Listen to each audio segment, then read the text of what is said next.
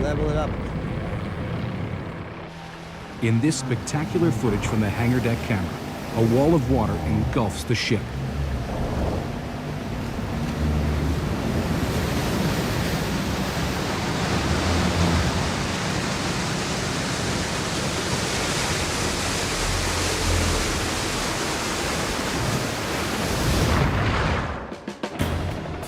Only 37 minutes after detonation, the mighty O succumbs to the sea and slips beneath the waves.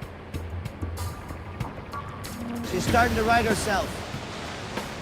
It's coming back around again. Boom, it's going to hit the bottom. There she goes, yay!